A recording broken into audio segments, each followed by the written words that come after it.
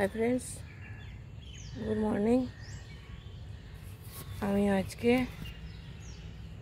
আপনাদেরকে একটা নতুন ধরনের বাঁশ গাছের কাছে নিয়ে এসেছি। দেখুন, আর একটা নতুন প্রজাতি। এটা দেখুন, এদের গঠনটা সম্পূর্ণ আলাদা, সম্পূর্ণ গঠনটাই আলাদা। এদের দেখুন,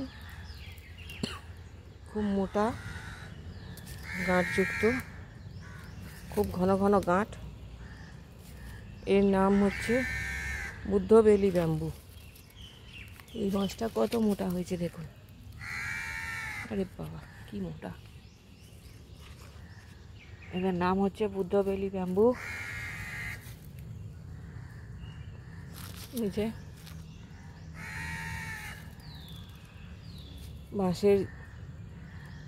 বাঁশের যে সমস্ত প্রজাতি পৃথিবীতে পাওয়া যায়,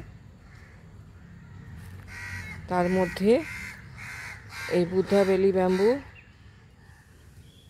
হচ্ছে একটি ব্যাম্বু।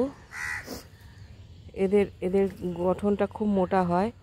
এদের থেকে এই যে দেখুন, এদেরকে এই যে কিছু বাঁশ কেটেছে, বডির গঠনটা দেখেছেন? খুব মোটা, থিকনেসটা খুব মোটা।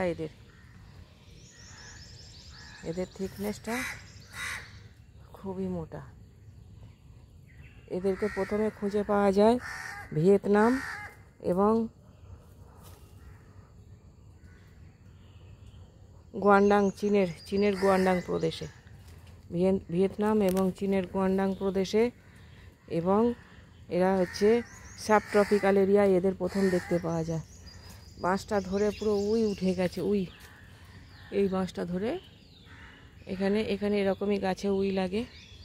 পরে দেখাবো। এখন এটা তো আমার না, আমার বাম্বুটা দেখানোটাই হচ্ছে কাজ। তো এদেরকে হচ্ছে ঘরের ডেকোরেশনের কাজেও লাগে। এদেরকে এই যে আমি একটা নিয়ে গেছি এই ধরনের গাছ, এই ধরনের কচি বাম্বুর ডগ পেয়েছি, সেইটা নিয়ে গেছি।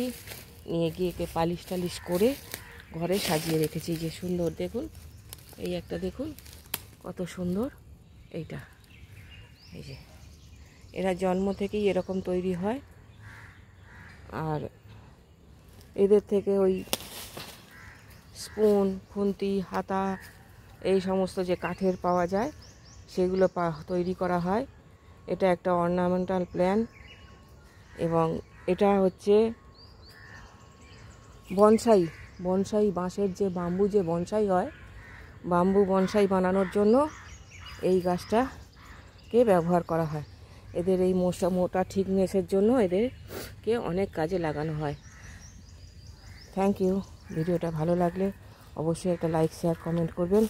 আমার পাশে থেকে আমার চ্যানেলটাকে একটু সাবস্ক্রাইব করে আমাকে আরও নতুন নতুন ভিডিও বানাতে সাহায্য করবেন। Thank you.